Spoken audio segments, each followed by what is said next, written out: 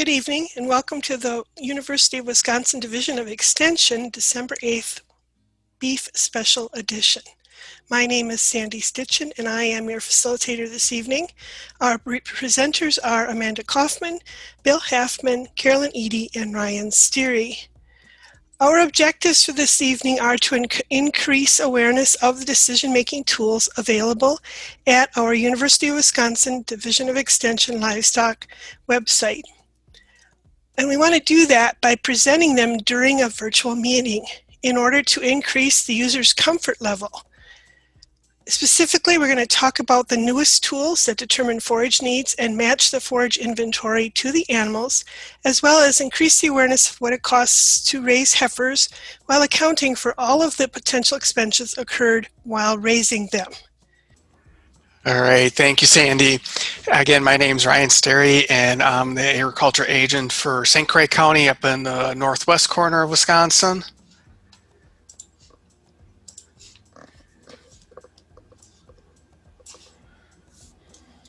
And I'm Amanda Cauffman, the egg educator in Grant County, Wisconsin.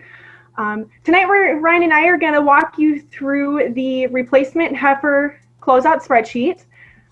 Last year at the Driftless Beef Conference, Bill had presented our stocker closeout worksheet, and a member in attendance had suggested that it may be beneficial to put together a heifer closeout budget, much like the stocker closeout budget, to help producers better understand what it's costing them to develop their replacement heifers.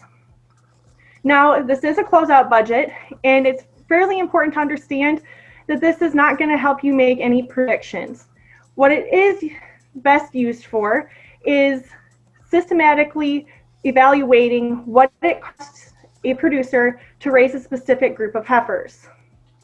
To better flow through this tool, we have come up with a little summary or scenario, since it is a closeout spreadsheet, to kind of walk through it. And our scenario is such.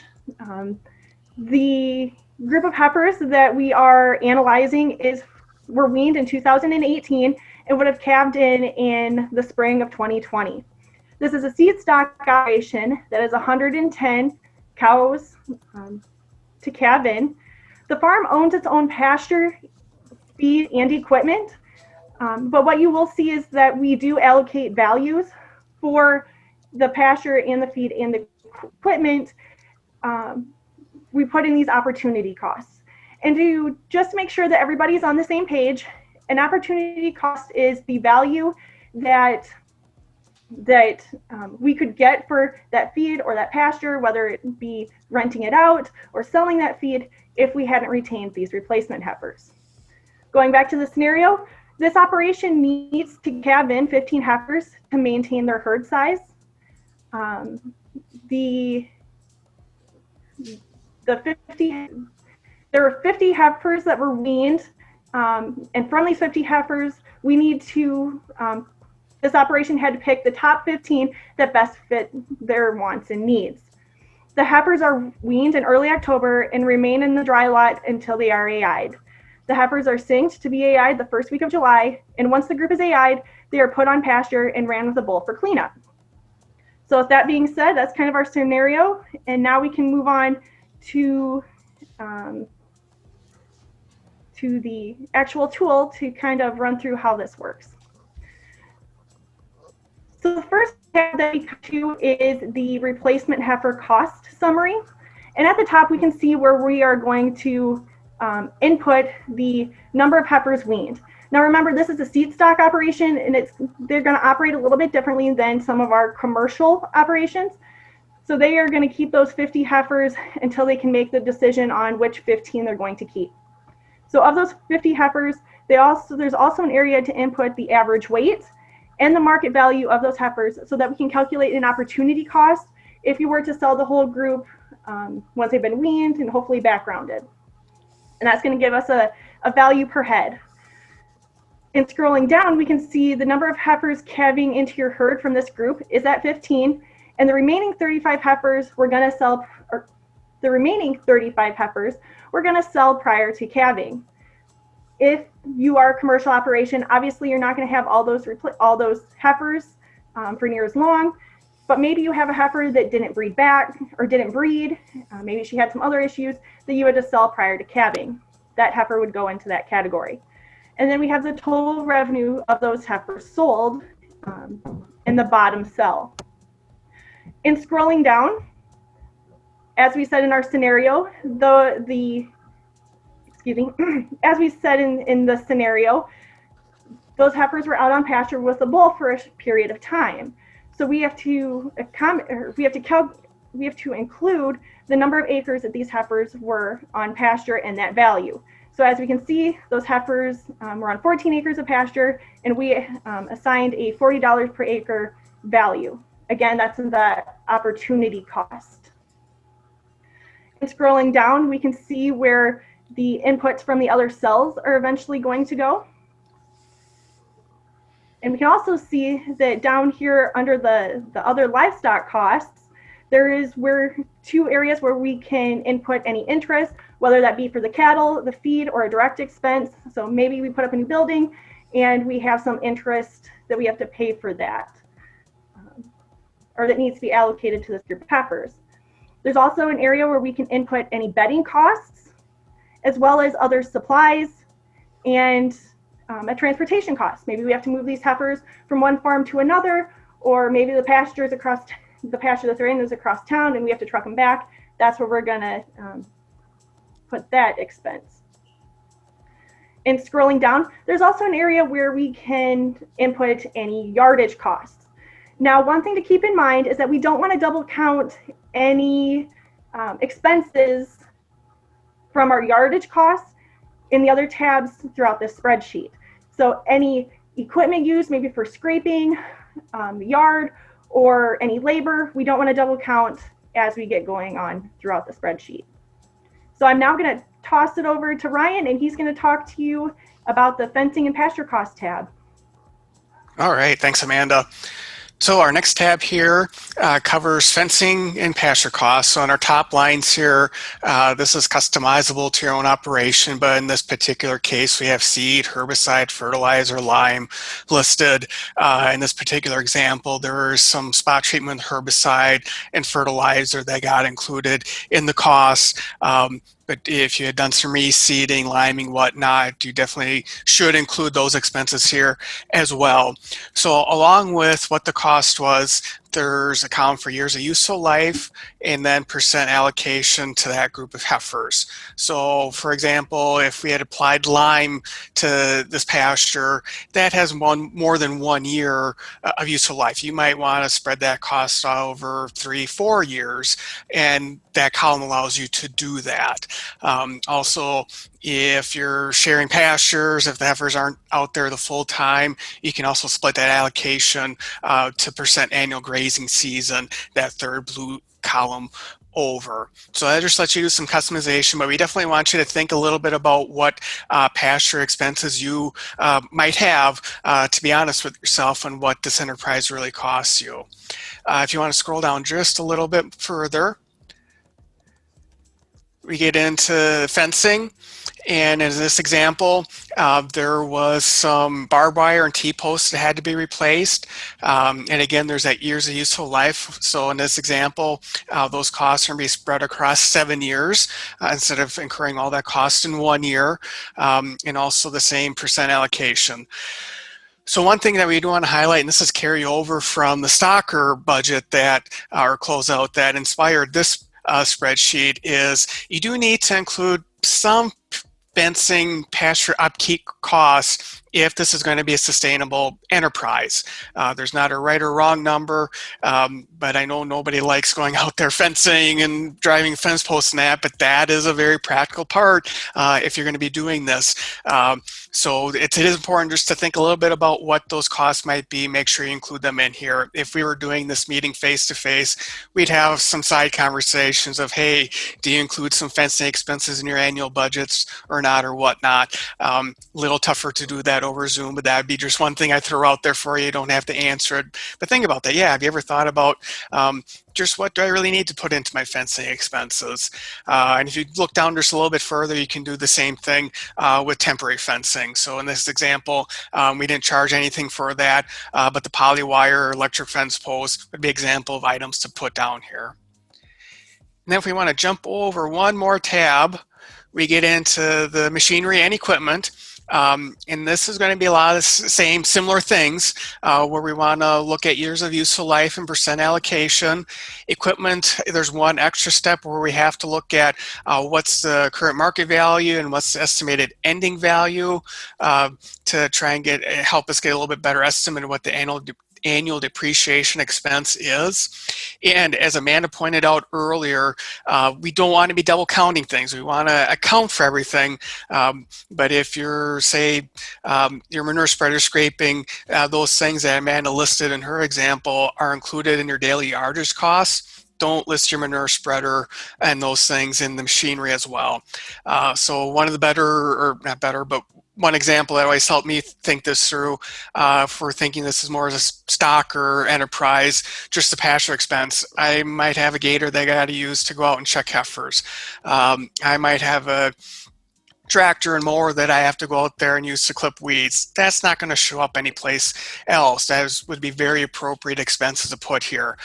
The other thing that's not here, because we don't want to double count for it, is your round baler, haying equipment, those types of things. Amanda's going to cover that later. That's going to be included part of your feed costs. We're going to account for it there and not in this particular section. If you go down just a little bit further, if you did have a machinery lease, that could be included here. This particular farm doesn't. And also your annual upkeep expenses, your fuel, oil, utilities, and repairs would be accounted for here. So with that, I'm going to turn it over to Amanda to talk a little bit more about feed costs.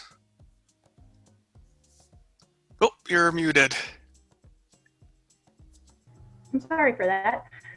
So in the purchased and harvested feed tab, we can see what it costs to feed this group of heifers from weaning until calving into the cow herd.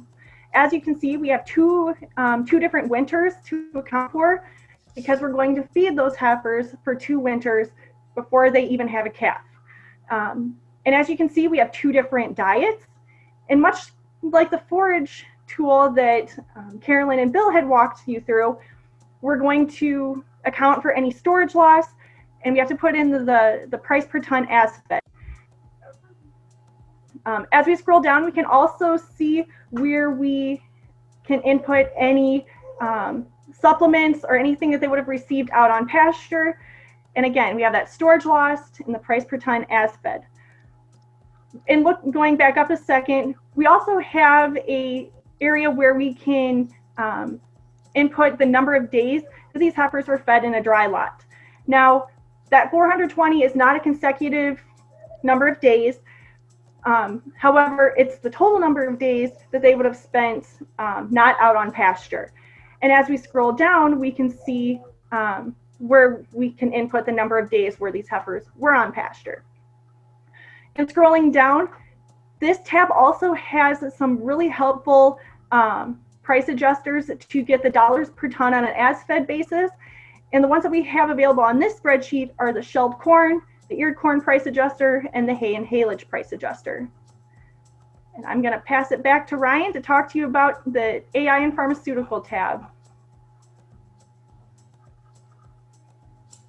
Now I'm the one that didn't unmute. Thanks, Amanda. So yeah, we'll go through AI and pharmaceutical costs next. We're going to start off in the top section looking at AI expenses. Before we get too far into this, you might be saying, hey, I don't AI, I'm running a bull of these heifers. Amanda gets that tab next. So we are going to account for the bull expenses. They're just not going to be in this specific spot. So in this example, we're doing some of both. Heifers are getting first shot AI, and then they might be exposed to a bull later if they don't concede to first service or first or second service. So we have cedar, GnRH, Ludolase, and some AI expenses that we're going to include in that top section. If we go down a little bit further, this sheet is kind of nice because it lets you customize if you're doing some pharmaceutical treatments or veterinary work. You can enter them either as a group treatment or individual. So in this example, we're starting off with the group treatments, and this is going to be most of your vaccinations, preg checking, deworming, fly treatment, whatnot. That's included in this group treatment. All those heifers were getting it. One other thing I wanted to mention on this before I forget, I almost forgot. It's up to you how much detail you want to put into that section. If you want to work on this as you go, there's a request for this early on. You can enter in the date treatment they were treated, withdrawal times, double check yourself that you're following the proper withdrawal times. If you want to do this kind of as you go along with this group, if you're doing this after the fact, you don't have to enter that information. It still gets you the same results. Just make sure you enter what the treatment was and what the cost was. That's the important thing. And so if we go down just a little bit further into the individual treatments, this example had far fewer individual treatments. We had one heifer that was treated with Pro 300. That was probably a pink eye infection that we had to treat, but it was just one out of that group of 15, not all the heifers.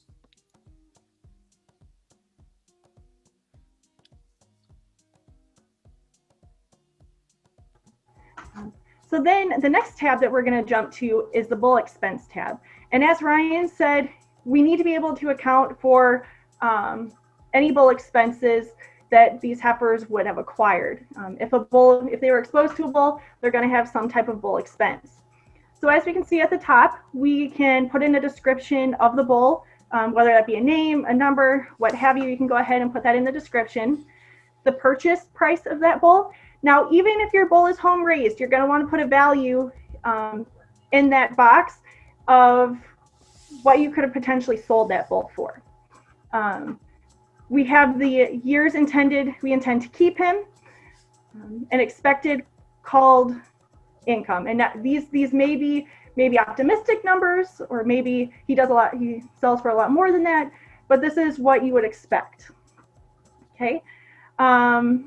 As we scroll down, we can see where we're going to input the related expenses for this bull. So the annual pasture expense not with cows. This bull was kept on a dry lot when he wasn't with cows. We can see where we can input any pharmaceuticals or breeding soundness exam, because we really should get our have our bulls breeding soundness exam before we kick them out with our cows, just kind of to make sure everything's on the up and up. And any other veterinary related expenses. Maybe he needed a little work done on his foot. As we scroll down, you can also see where we can input any bedding costs and any yardage costs, much like what we could for the heifers on the first tab. And scrolling down, we also have any feed that we may have had to feed him while he was in the dry lot. And again, that's a lot like the heifer tab of we have the shrinkage loss and the price per ton. And we also say how many days he was in that dry lot. We can also input any supplement that he may have received out on pasture when he wasn't with the heifers. As we scroll down, we can also see there's a cell where you can input the number of cows and heifers this bull was exposed to. As we can see, this bull was exposed to more than just that group of 15 heifers. If down in the chat box you would like to answer, would you please put what your average bull to heifer ratio is? A lot of times it does depend on the age of the bull, but we would just kind of like to see what your guys' responses are. And with that, I'm going to pass it back over to Ryan for the labor tab. All right, we're getting close. So the labor tab is split into both paid and unpaid labor sections. So this top section is going to cover any paid labor expenses, and you can even further customize it if you want to look at labor versus management, difference with management being a little bit higher level work, a little bit higher wage, however you want to define that.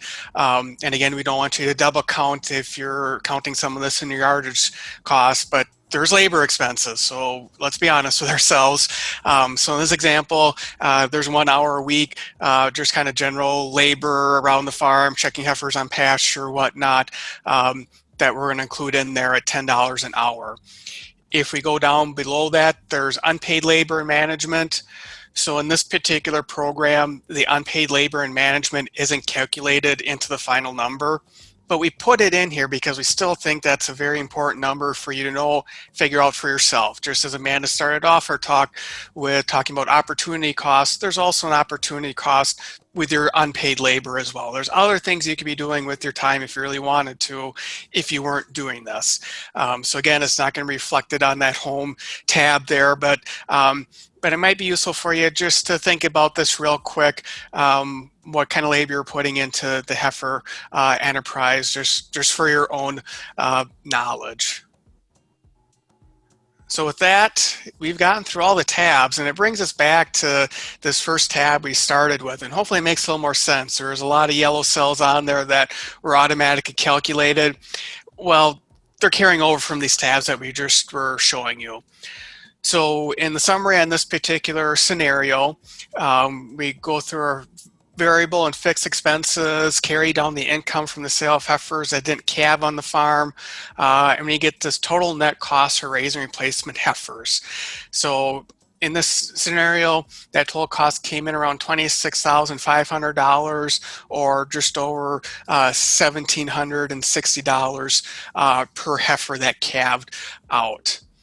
So full disclosure, we're showing you this particular Excel spreadsheet. It's featured on our topic hub.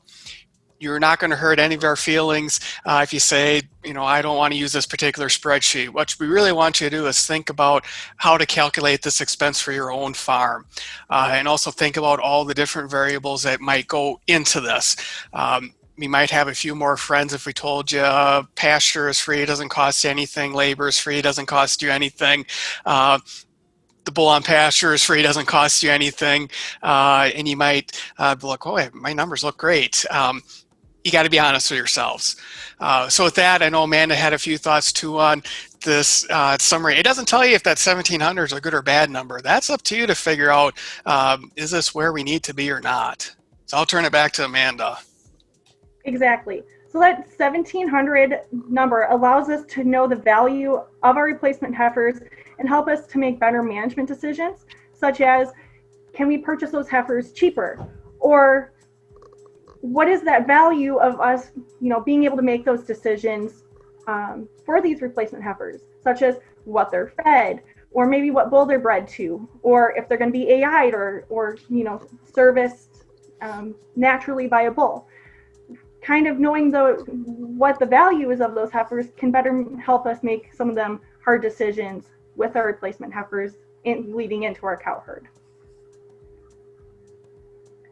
And with that, I'm going to pass it back to Sandy. If anybody has any questions or concerns, go ahead and type in the chat so we make sure we hear from you. During the presentation, I had asked the question if anybody knew of resources for where to find the cost of pasture equipment, and Bill typed in a resource at Iowa State that is a few years old, but still has some useful information in it. I believe also if you look in the fencing closeout spreadsheet, we do have a link to that Iowa State fence publication. So it's one of the few that's out there that gives you some good ideas, and you might have to adjust the prices for little inflation or whatever, but it's a good resource. One person is asking, what is our advice on bulls to cow ratios? So Amanda, you and Ryan covered it, so I'm going to let you answer that. What is your advice on the bull to cow ratio? And you have to remember to unmute yourself. So it really is dependent on the bull's age. Up to a certain point, and I'm trying to remember it off the top of my head. So if anyone else remembers it, please go ahead and say it. But there's a certain number of cows we want that bull to have per month of his age, to a certain point. So like once he gets past a certain point, then he can handle a little closer to that 20 to 25. Also, if we AI the first round, that's also going to impact how many bulls that cow can cover. Depends a little bit on pasture conditions. There's how much ground they have to cover each day. I don't remember the number off the top of my head either. That 1 to 25 is definitely in the range. Maybe for a yearling bull, that might be a little high. For a 2-3-year-old bull, that's definitely reasonable. Even 1 to 30 isn't uncommon. I did put a little tongue-in-cheek comment in there, the 1 to 9. So if you do a budget on that, it's not going to look as good as if you're doing 1 to 25. But if you don't have 25 cows, that's what you got. That's what you got to work with. And so you do have to keep that a little bit in perspective. And again, as Amanda mentioned, AI is tough in terms of labor and equipment.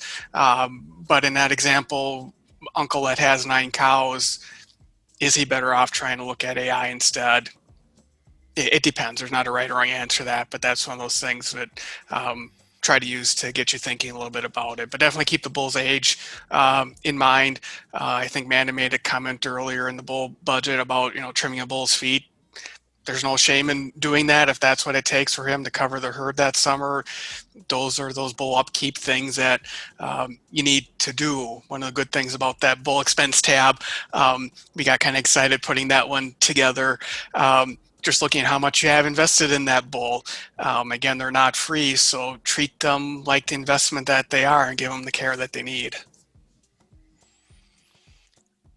I had one comment in the chat that said I can't buy the type of replacements that I need, and I think maybe that comment is getting to the cost of raising that heifer. So again, you have to justify in your mind, is that $1,700 worth it? And for some people, I think the answer is yes, because the genetics and the care they put into that heifer. And then for other people, they're like, no, I can buy them for $1,000. So some of the chat comments I'm getting are to me privately, and there's a down arrow button on there. If you want to change that to everyone, you can do that on that drop-down window. I had a couple comments about sharing the links. Some people are putting some links in the chat, and we can share that out, all the chat links, in a follow-up email to you. In fact, that reminds me to tell you, watch for an email from me, because there's probably going to be at least one from this evening. Rest assured, we do not sell or give out your email list to anybody. So if I contact you, it's important, and I hope you open it and it doesn't go to your junk mail. Because on follow-up emails, also, you will be getting the links to this session, which has been recorded. So for those of you who joined late or needed to see it again, you'll be able to do that. Once you get the recorded, we have to get the recording finished and cleaned up and then get that link out to you. I guess I would be curious to ask, if you want to put this in the chat, is there any information, topics, speakers that you want us to cover at future sessions? It's always good to get some feedback from our audience to find out what it is that you want to hear about. So if you have speakers or topics that you want covered, go ahead and put them in the chat box. One of the topics for future meetings is calling versus vitamin and mineral supplementing and cost-effective methods to bring your feeders to weight naturally. Well, good news as far as the vitamin and mineral supplementing topics.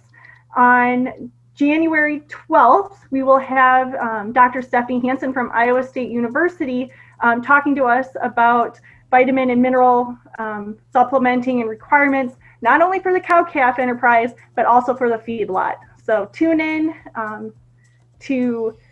or join us that night for that information. And I just put that on the screen share to remind you of that date, and also to add in that on this particular evening, there will be Beef Quality Assurance Continuing Education credits available for those of you who want to work on renewing your BQA. You can do that You can earn 1 CE credit by attending in person. You can't earn it by watching the recorded session later. You have to actually join with us. And again, anybody who needs to get a hold of any of us, here's our contact information. It's all at wisc.edu. You just got to know how to spell our names. Good luck with that. So are there any other comments in the chat? Because now that I'm sharing my screen, I can't see the chat. So we have a one-stop shop for all of your winter webinar needs and information from Extension at UW. So all the webinars are free, and you're free to